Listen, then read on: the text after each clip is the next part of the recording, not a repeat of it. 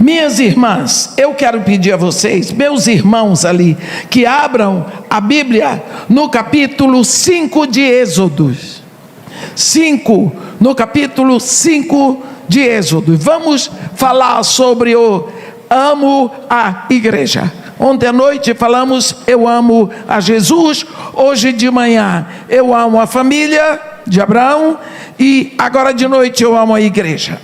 Então, aqui no capítulo 5, Deus já encontrou com Moisés. Deus já mandou Moisés. Moisés chega para Faraó.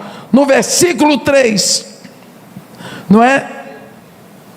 E diz: eles prosseguiram: o Deus dos hebreus nos encontrou. Deixa-nos ir, pois, caminho de 3 dias ao deserto, para que ofereçamos sacrifícios ao Senhor nosso Deus, e não venha Ele sobre nós com pestilência ou com espada. Então lhes disse o rei do Egito: por que Moisés e Arão, por que interrompeis o povo no seu trabalho? Ide as vossas tarefas. Disse também Faraó: o povo da terra já é muito, e vós o distraís das suas tarefas. Nós vemos aqui que o Faraó não atendeu. O que Deus estava dizendo é: deixa o meu povo ir ao deserto, caminho de 3 dias, para me servir. O Faraó disse não. O Faraó proibiu a adoração. Agora você vai ver. Deus não admite que alguém proíba a adoração. Toda a guerra que vai ter de Gog, da terra de Magog, Deus vai vingar os 100 anos de ateísmo que a Rússia impôs. Por quê? Porque proibiu a adoração. Desde o tempo dos czares, eles perseguiram judeus e a igreja, e mataram muitos cristãos na Ucrânia. Então, no final, Deus vai trazer Gog, que é o primeiro-ministro da Rússia, não sei se é o Putin ou o próximo, não sei, para ser destruído lá, próximo de Jerusalém, com toda a turma dele. Essa é a guerra de Gog, que nós não sabemos quando vai acontecer. Caminho de 3 dias, por quê? Porque Deus queria o povo dele separado do meio da idolatria do Egito. Deus queria separar o povo dele. Então Deus começou a mandar pragas, e por último, ele tirou o povo do Egito. E quando Deus tira Israel do Egito, que ele abre o mar lá do outro lado, os corpos dos soldados de Faraó e dos cavalos boiavam nas águas do Mar Vermelho, e o povo do outro lado adorava a Deus com cânticos de gratidão. Miriam dirigia o louvor e a adoração, Moisés cantava o hino de gratidão, e Deus recebia sim a adoração, o culto dele. Então nós vemos que ali é o primeiro culto congregacional, uma congregação separada para adorar. É uma visão da igreja. Deus tira o seu povo, e quando chega no capítulo 19 de Êxodo, a palavra de Deus diz assim: no 3º mês da saída dos filhos de Israel da terra do Egito, no 1º dia deste mês, vieram ao deserto do Sinai. Agora, o povo de Israel, separado no deserto do Sinai, Deus vai dizer uma coisa que afeta a você e a mim. No versículo de número 5, ele diz assim: vai, Moisés, fala aos filhos de Israel o seguinte: Agora, pois, se diligentemente ouvirdes a minha voz e guardardes a minha aliança, então vós sereis a minha propriedade exclusiva entre todos os povos, porque toda a terra é minha. Vós sois para mim estrangeiros e peregrinos. Vós me sereis reino de sacerdotes e nação santa. Olha a proposta de Deus. Olha o que Deus quer fazer na terra. Deus quer ter na terra para Ele um reino de sacerdotes, uma nação santa. E quando Deus diz isso, como que Deus vai ter isso? A Bíblia diz em Jó: bem sei que tudo podes, e nenhum dos teus planos será frustrado. Deus vai ter na terra um reino de sacerdotes. Deus vai ter na terra uma nação santa. Por quê? Porque Ele disse que quer. Deus vai entrar com tudo. Deus vai fazer todas as coisas e vai caminhando e vai, até que Ele abre o caminho. Ele envia o seu Filho, e quando Jesus Cristo vem, Jesus é o cumprimento da promessa que Deus fez a Eva lá no Éden. Jesus começa o ministério, e Jesus começa com um assunto diferente. Ele começa a falar sobre o Espírito Santo. Ora, o povo de Israel não queria saber do Espírito Santo. Os discípulos não queriam saber do Espírito Santo. Eles queriam o Messias, porque o Messias era o descendente de Davi. O Messias vinha para restaurar Israel, para fazer de Israel a nação poderosa que foi nos dias de Davi. Porque eles estavam encharcados debaixo do punho do Império Romano e debaixo da ditadura dos Herodes. Os Herodes não eram israelitas, eles eram amonitas. Era uma ditadura imposta dentro de Israel. O povo de Israel tinha que trabalhar para pagar tributo a César, ao Império Romano, e impostos para os Herodes. Eles queriam, o povo queria libertação, e isso só viria através do Messias de Israel, do descendente de Davi. Então eles queriam o Messias.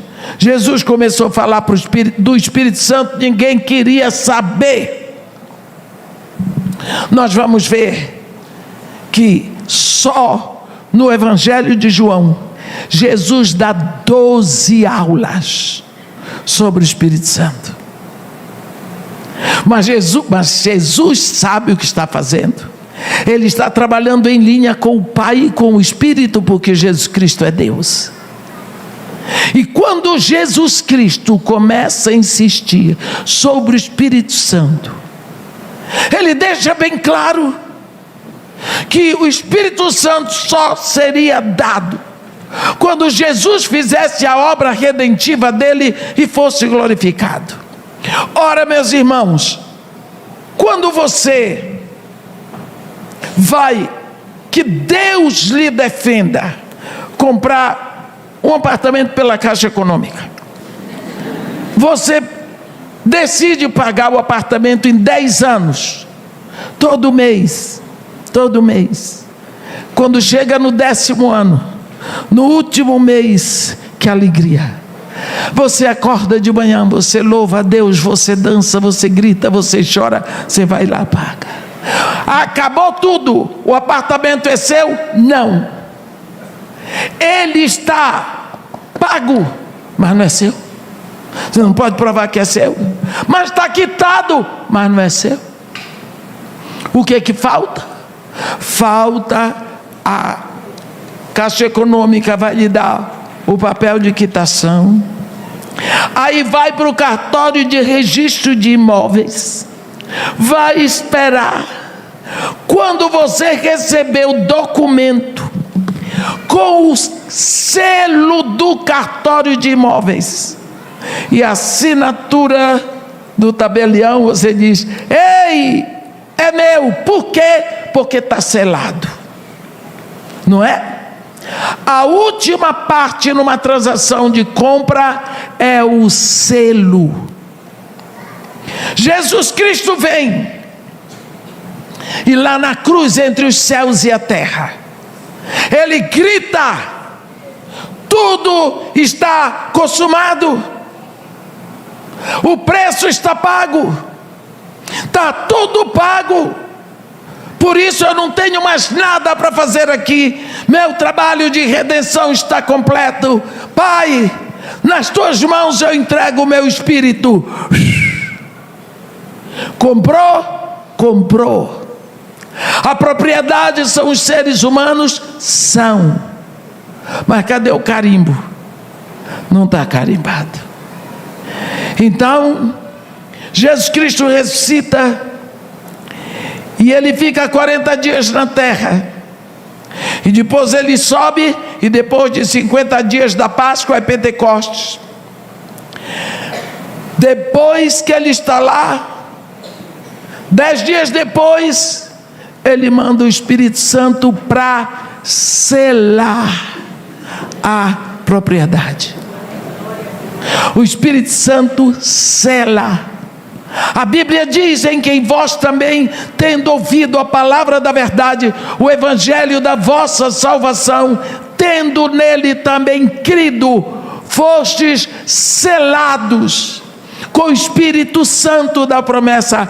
Ele é o penhor da nossa herança, até o resgate da sua propriedade, em louvor da sua glória. O Espírito Santo vem. Como que o Espírito Santo vem? Falamos disso ontem. O Espírito Santo vem no dia de Pentecostes. Lá fora, a cidade de Jerusalém toda apinhada de judeus e prosélitos piedosos. Aqui dentro de uma sala, os discípulos de Jesus reunidos com medo dos judeus. O Espírito Santo desce, e ele vem em forma de vento impetuoso, aparecem línguas de fogo que foram distribuídas, e a Bíblia é muito clara. Atos 2, versículo 3: e pousou uma sobre cada um deles, e todos ficaram cheios do Espírito Santo. Vamos parar um pouquinho aqui.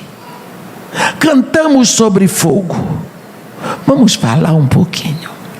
Capítulo 12 do Evangelho de Jesus segundo Lucas, no versículo 49, Jesus Cristo abre aquela boca santa e linda e diz assim: eu vim para atear fogo sobre a terra, e bem quisera que já estivesse a arder. Aí você diz: mas Jesus Cristo é incendiário? É Ele que está falando, eu só estou repetindo. Porque Jesus diz que vem para atear fogo. Fogo, o que é o fogo?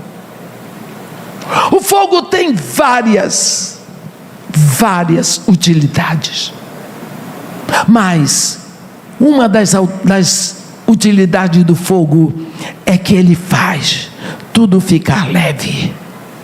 Você sabe, o nosso planeta, essa esfera gigantesca solta no espaço.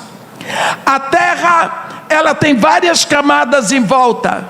Tem ecosfera, atmosfera, qual é a outra? Fotosfera, estratosfera, uma porção de fera. Mas dentro, no coração da terra, bem no meio, tem uma camada de fogo. chamada pirosfera. Essa camada de fogo faz a terra ficar leve e ela fica solta no ar. Ela tem movimento de translação e de rotação e outros movimentos menores, mas ela não cai. Por quê? Porque no centro dela tem o fogo. O fogo faz com que as coisas se mantenham no ar. Eu morei no Iraque 3 anos e meio e saí no 3º para o 4º dia debaixo de bombardeio. Era a guerra do Irã e Iraque. E eu me lembro que nós tínhamos, era mais ou menos 11 horas da noite, quando veio a permissão para entrarmos no Kuwait.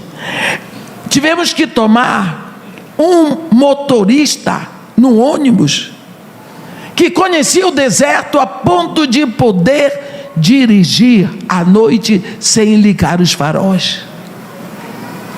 E nós íamos cruzando o deserto de Abadan para o Kuwait, é perto. E de uma hora para outra ouvimos o zumbido de uma sirene. Sabíamos, é o radar do Iraque, porque vem bombardeio do Irã. Aí o Iraque solta um míssil que vai mais rápido do que avião, atraído pelo calor da turbina do avião. Este míssil explodiu o avião no ar, antes que o avião soltasse a bomba, porque o Irã queria destruir os tanques de abastecimento dos navios petroleiros ali no Rio Eufrates. Meus irmãos, quando aquele míssil chegou no avião, explodiu, eu digo para vocês, era meio-dia, sol pleno no deserto, meia-noite. Eram milhares de estrelas no céu e uma bola gigantesca, incandescente, pegando fogo, ficou parado no ar. As estrelas eram as gotículas do combustível do avião. E o avião, pegando fogo, parou no ar, ficou parado. Depois, e nós, caminho do Kuwait, e nós, olhando aquilo tudo de dentro do avião, as estrelas iam apagando, a noite ia voltando, e aquela bola gigantesca começou a apagar, e ela começou a balançar no ar. Parecia uma folha seca. Ninguém podia imaginar que era uma fuselagem tremenda de um avião, porque ela estava solta. Fogo. O fogo faz as coisas ficarem leves. Quantas vezes eu vi as pessoas lá no Morro Dona Marta fazendo balão. Eles fazem um balão enorme, na boca do balão eles põem um aro de arame e põem uma bucha, e na hora de soltar o balão, eles levantam o balão, abrem como podem, pega aquela bucha, embebe no material inflamável, normalmente querosene, e quando eles tocam o fogo, o balão começa a encher do ar quente. O fogo começa a clarear todo o balão por dentro, e o balão começa a subir. Ele vai subindo por causa do fogo. Os antigos gregos diziam que a água é o elemento da terra, porque onde quer que você jogue a água, ela volta. Mas o fogo é um elemento do céu, porque onde quer que você acenda o fogo, ele põe você para cima, ele sobe. João Batista, ele diz assim: eu vos batizo com água para arrependimento, mas depois de mim vem aquele de cujas sandálias eu não sou digno de desatar as correias das sandálias.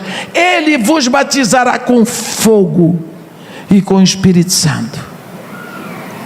João Batista pegava uma pessoa e inundava, enfiava, imergia dentro das águas do Jordão. Porque batizar significa imergir. Quando aquela pessoa saía dali, ela saía, a água ia descendo, onde ela fosse, ela ia molhando. Jesus Cristo vem para batizar, mas Ele imerge você no fogo. E quando você sai dali, você é uma tocha apontando para cima. Esse fogo, ele vai levando você para cima. Jesus com o seu fogo em nós, não é para ninguém dizer que está queimando o pé. Que maluquice é essa? Não, Ele vai tirando você do mundo. Ele não tira você da terra, Ele vai tirando você do mundo. Pouco a pouco você vai sendo retirado de lá. Aquelas coisas que você gostava, você vai desprezando aos poucos. Você vai saindo. Você vai saindo. Você vai sendo retirado do mundo. E à medida que você vai sendo retirado, você olha para o mundo e você vê a situação de quem está lá. E você tem misericórdia, e você diz: como é que eu não via? Você estava no mundo, mas agora você não é mais do mundo. Como o povo de Israel que estava no Egito, mas não era do Egito. Então, o fogo tem várias propriedades, mas o batismo de fogo de Jesus é para retirar você do mundo. Você vai sendo destacado. No dia de Pentecostes vem o fogo. O fogo veio ali sobre aquelas pessoas que já tinham a palavra. E quando o Espírito Santo vem, língua de fogo. Esse fogo, a Bíblia não diz que alguém gritou de dor ou que alguém ficou queimado. A Bíblia diz que a língua de fogo pousou. Em português, pousar significa ficar, permanecer. Em qualquer língua das que eu conheço, o fogo permaneceu, ficou. Vamos ver o que aconteceu. Você lembra Gênesis 3, 24? Havendo Deus expulso Adão e Eva do jardim, colocou a leste os querubins e uma espada de fogo que se movia em todas as direções para guardar o caminho de acesso à árvore da vida. Deus botou uma espada de fogo que ficava assim, a árvore da vida lá, ninguém podia atravessar. Por quê? Porque seria queimado. Lembra do profeta? Quando passares pelas águas, eu serei contigo. Quando passares pelo fogo, não te queimarás, nem a chama arderá em ti. Quem é que passa pelo fogo sem se queimar? Só se você estiver batizado no fogo, porque fogo não queima fogo. No dia de Pentecostes, este fogo veio em você, veio naquele povo. Eles estão incendiados pelo mesmo fogo que guarda a árvore da vida. Este fogo está neles agora. Agora eles podem atravessar e se alimentar da árvore da vida. Por quê? Porque o fogo não queima fogo. Este fogo desceu no dia de Pentecostes. E quando este fogo desceu, que entrou, houve a grande explosão do encontro da palavra com o Espírito, porque a palavra já estava neles. Eles transbordaram de louvor e adoração. Como nós dissemos ontem, a primeira área afetada foi a comunicação. Eles abriram as portas e eles saíram falando das maravilhas de Deus. Eu queria que vocês agora pudessem imaginar aquele dia lá em Jerusalém, aquela cidade apinhada de gente, e esses filhos de Deus, agora cheios do Espírito, saem falando das maravilhas de Deus em várias línguas, todas que podiam ser entendidas ali. Mas isso não é nada. No reino espiritual, anjos e demônios estavam assim: o que é isso? O que é isso? O que é que está acontecendo? Sabe por quê? Lembra que Deus tinha dito para Moisés: Moisés, fala para os filhos de Israel: se diligentemente ouvirdes a minha voz e guardares a minha aliança, então sereis a minha propriedade peculiar entre todos os povos, porque toda a terra é minha. Vós me sereis reino de sacerdotes e nação santa. Um dia, um judeu, apóstolo, Pedro, estava escrevendo uma carta para a igreja, pessoas assim que nem nós. E quando chegou no capítulo 2, ele parou. E ele escreveu: vós, porém, sois a raça eleita, sacerdócio real, nação santa, povo de propriedade exclusiva de Deus, a fim de proclamardes as virtudes daquele que vos chamou das trevas para a sua maravilhosa luz. Vós sim, que antes não erais povo, mas agora sois povos de Deus.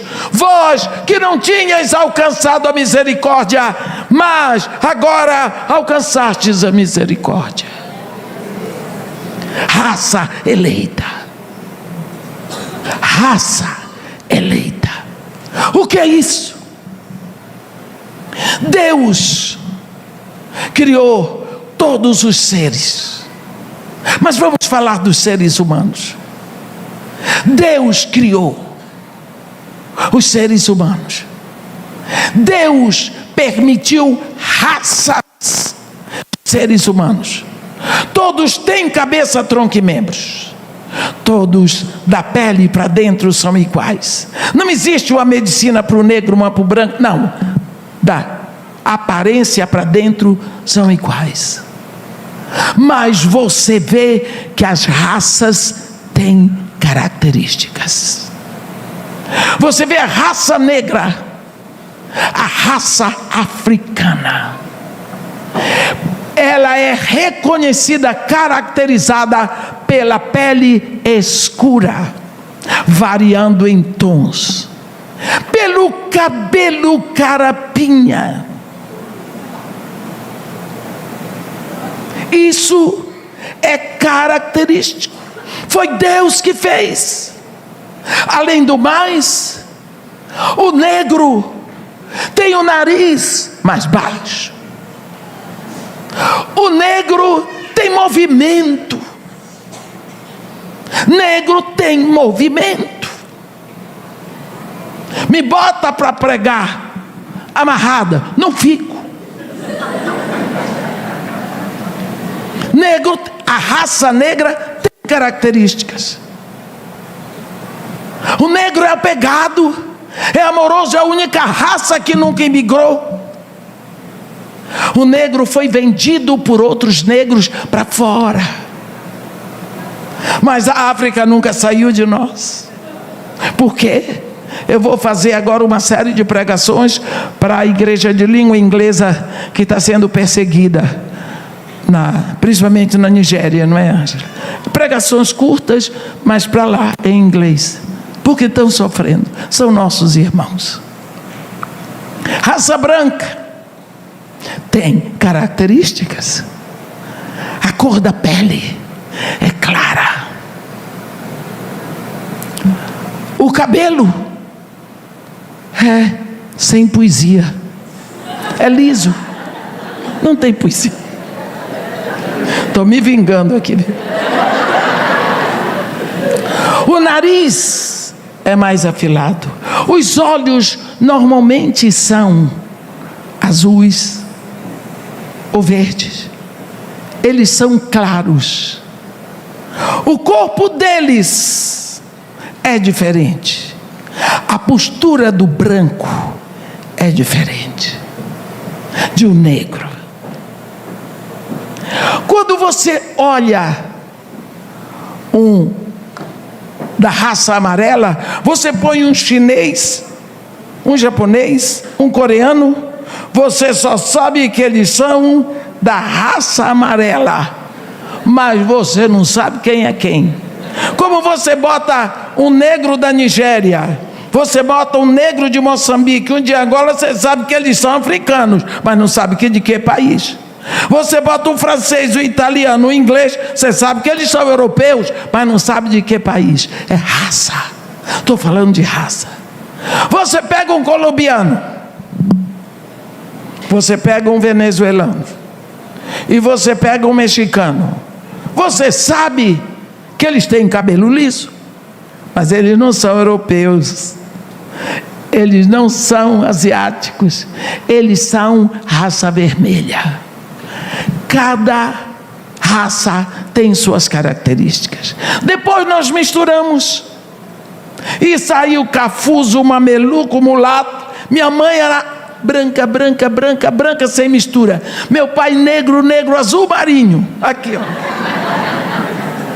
Vigorou a raça negra, porque eu sei, eu sou negra. A gente vai para a Inglaterra e eu prego para as igrejas negras. Eles me chamam mamá. Eu vou para a África, me chamam mama. Muito obrigada. Eu fico numa alegria quando eu estou no meio na África. Eu fico em casa, eu só falto voar de alegria, quero abraçar todo mundo. Raça. Mas Pedro fala de raça eleita. Ora, se cada raça tem suas características, qual é a característica da raça eleita? Glória a Deus. Hein? Vós, porém, sois raça eleita. Quando aquele povo saiu daquele cenáculo, falando das maravilhas de Deus, o medo tinha ido embora. Eles glorificavam em vários idiomas. O que é que havia neles? Um fogo que veio do céu e que entrou e habitou. Ali podia ter um negro, um branco, um amarelo, um mulato, o que fosse, mas a característica era o fogo. Eles eram candeias vivas, acesas por um fogo que veio do céu. Essa é a característica da raça eleita. É uma raça que não importa o que tem por fora, mas importa que ela tem um fogo dentro. E no reino do Espírito, anjos e demônios sabem quem você é pelo fogo que está em você. Esse fogo existe. Eu gosto de dar um testemunho que eu só falo quando a Ângela está presente, porque a Ângela viu. Eu estou no púlpito. O púlpito é uma palavra que só tem na Bíblia escrita uma única vez. É em Neemias 8, versículo 4. O objetivo do culto é para a palavra de Deus. Eu estava numa igreja muito simples nos arredores de Recife. Sabe o que é? Uma igreja que cabe, acho que umas 2, 4, 6, umas 6 ou 7, 8 vezes aqui embaixo. Uma igreja muito simples, de pessoas muito simples, pobres. O pastor dirigiu o louvor com um acordeão que ele chamava sanfona. Muito simples, arredores de Recife. Eu estava sentada, assim como a pastora Vitória Régia e a Ângela do meu lado. Vinha uma menininha, assim, ela chegava perto de mim e ficava assim. E eu fazia assim para ela vir que eu queria dar um abraço nela. Ela fugia de mim. Ela ficava daqui para cá. Até que o pastor... Eu não conseguia que a menina chegasse perto. Eu não sabia. Eu olhei para o povo para ver se tinham outras pessoas negras ali. Porque às vezes a criança nunca tinha visto uma pessoa negra. Eu me lembro quando eu cheguei em Gesenice, no interior da Iugoslávia, o povo nunca tinha visto um preto. Era meu marido, meus filhos e eu, tudo preto. O povo fazia procissão atrás. Teve um que chegou, perguntou se podia passar a mão. Pode passar a mão. Nunca tinha. Gesenice, o nome da cidade. Lá fora era só neve. Então eu pensei, será que essa menina nunca viu uma pessoa negra? Daqui a pouco o pastor começou aquele som de acordeão. Oh, coisa triste, né? Eu sou formado em acordeão. Na minha época, na minha geração, uma moça, para ser bem educada, tinha que frequentar a escola Mário Mascarenhas e ser formada em acordeão. E eu fui posta nisso. Tudo bem, já passou. Essa menina olhava para mim. Quando ela viu que ia começar, a mãe dela veio para buscar, ela soltou da mãe, foi lá perto de mim, não foi, Ângela, e disse: por que é que tu pega fogo toda e não te queimas? Deus abriu a visão espiritual para a menina. Por que é que tu pega fogo toda e não te queimas? Eu quero dizer para vocês quantas vezes, não são poucas as vezes, que crianças me desenham pregando e saindo fogo da boca. Ou então fogo aqui atrás. Tem visões sempre de fogo. Fogo, meus irmãos, a grande marca da raça eleita é o fogo. Você pode ser branco, você pode ser preto, você pode ser o que for, mas você é de uma raça eleita. Por quê? Porque você tem o fogo e ninguém pode esconder o fogo. Ninguém pode. Então, a primeira e a grande característica da igreja na terra é que nós somos um lampião vivo da presença de Deus. Como nós vamos manter essa chama acesa? Paulo diz: não apagueis o Espírito. Nós vimos que o Espírito com a palavra dão explosão de vida, dão combustão.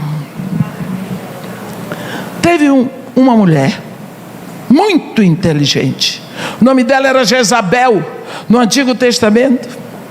Essa mulher era uma princesa, filha de Etbaal, sacerdote de Astarote, rei do Tiro. Ela foi criada num berço de ouro, uma mulher que estudou muito, devia falar outros idiomas, mas ela era uma princesa, e o pai dela tinha que arranjar para ela um casamento à altura. Então o pai dela fez um casamento nobre, casou a princesa Jezabel com Acabe, rei de Israel. Quando Jezabel foi reinar em Israel, ela tinha um propósito, uma missão, um escopo, um objetivo. Eu vou implantar em Israel o culto ao meu Deus Baal. E quando ela chegou lá, ela viu Esse povo adora o Deus de Israel porque ouve a palavra do Deus de Israel. Eles vão ter que parar de ouvir a voz do Deus de Israel, a palavra do Deus de Israel, e começar a ouvir a palavra de Baal. Como que eles vão parar de ouvir? Quem prega a palavra do Deus de Israel são os profetas. Então, ela ordenou a matança de todos os profetas de Deus. Assim, não se ouve mais a palavra de Deus. Os profetas de Baal começaram, o povo foi todo para Baal. Aí é que Deus levanta Elias, o tesbita, que vem. Então, meus irmãos, quando chega no primeiro século, quando Jesus escreve, ele dita uma carta para a igreja em Tiátira, uma igreja maravilhosa, igreja linda, tão maravilhosa era a igreja em Tiátira. Quando chega na hora da repreensão, ele diz: tenho, porém, contra ti o tolerares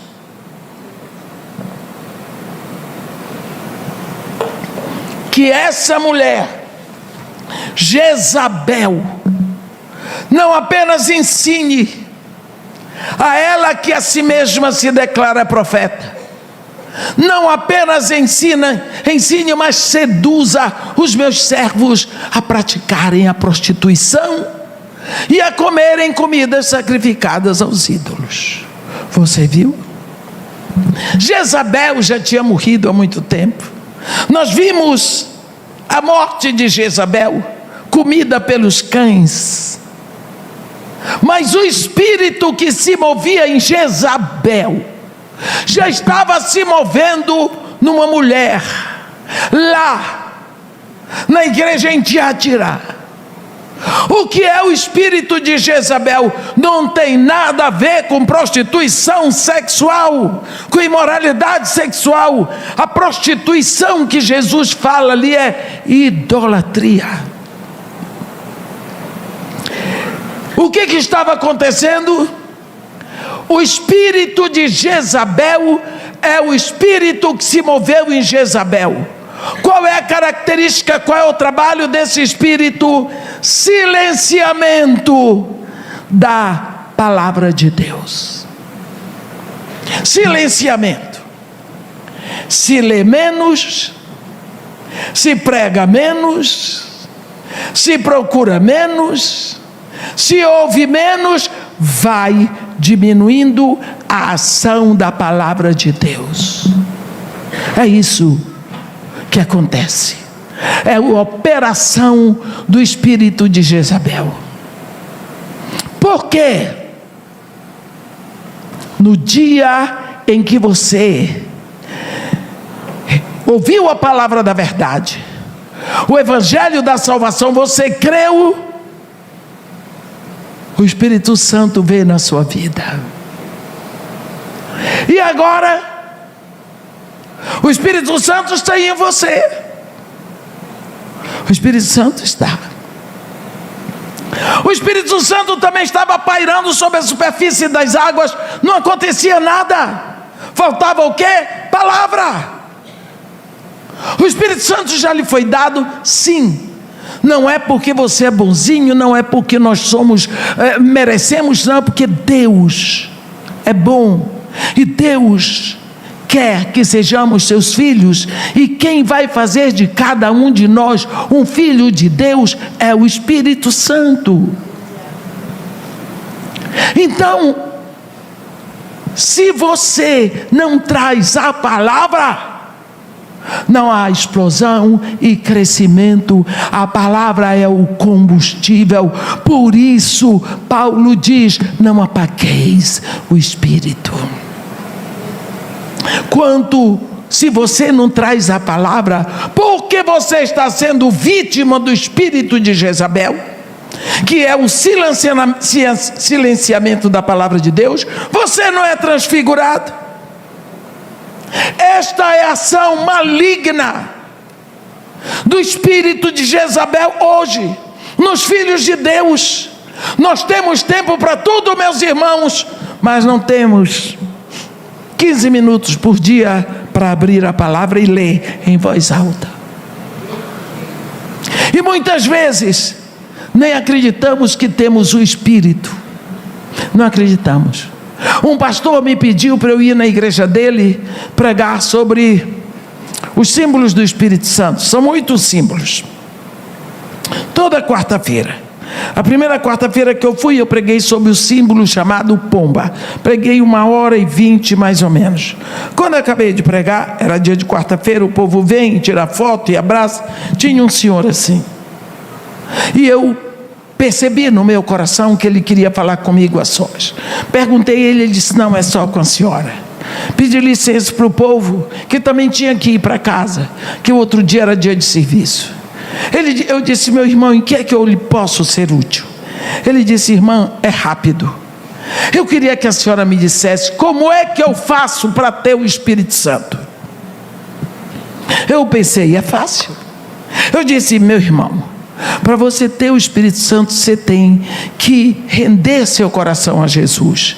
Você se rende a Jesus e o Pai lhe dá o Espírito Santo. Eu já fiz isso há 10 anos. Ele me disse. Eu disse: então você tem o Espírito Santo? Tenho não, irmã.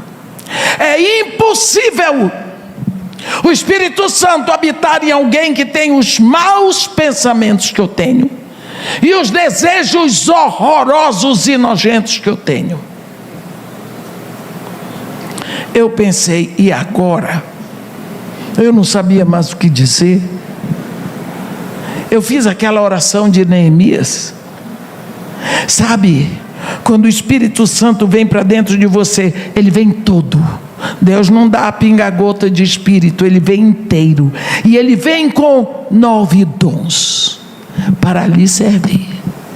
Para você, os dons são do Espírito, mas você que vai ser usado segundo a vontade do Espírito. E um desses dons é a palavra de conhecimento. Na hora eu fiz assim: Senhor, me ajuda com o teu conhecimento.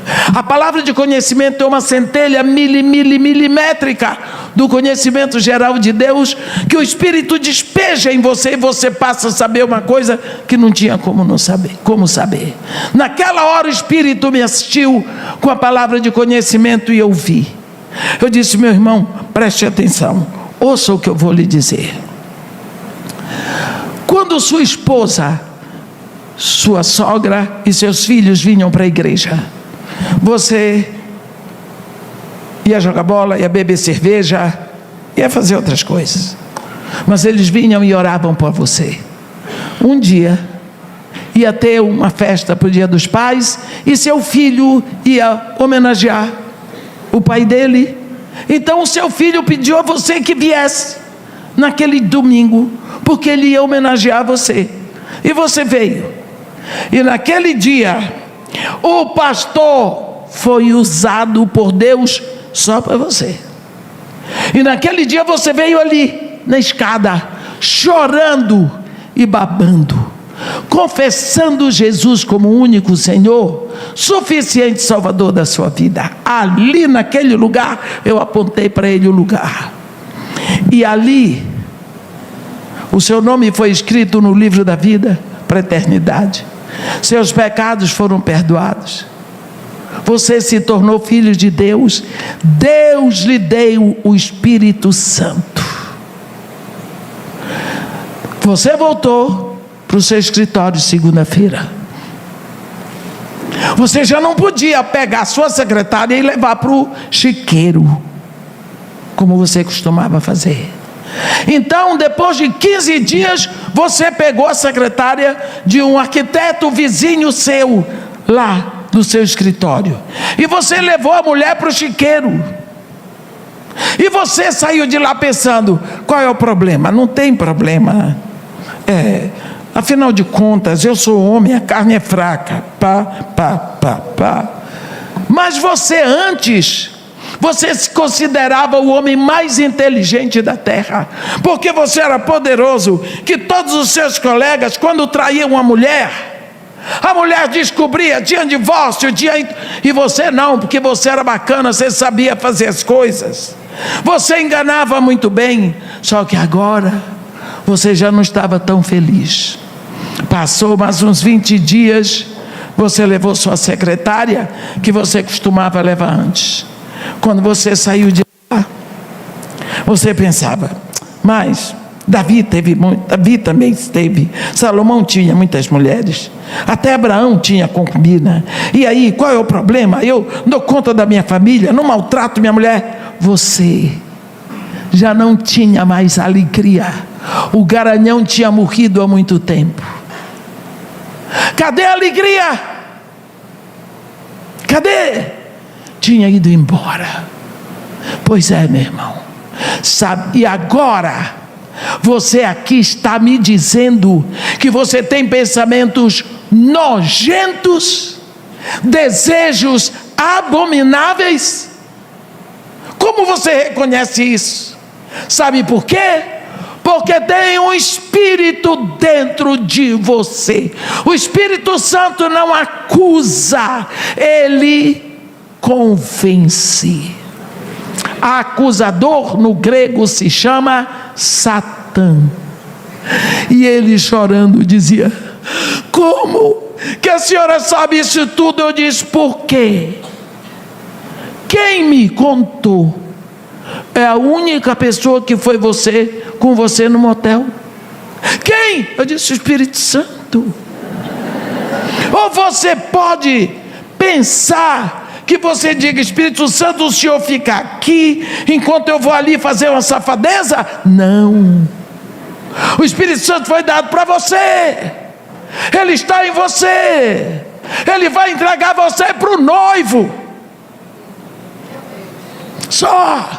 Essa é a grande responsabilidade que nós temos como filhos de Deus. É que o Espírito Santo nos foi dado. E tudo que fazemos na presença dEle.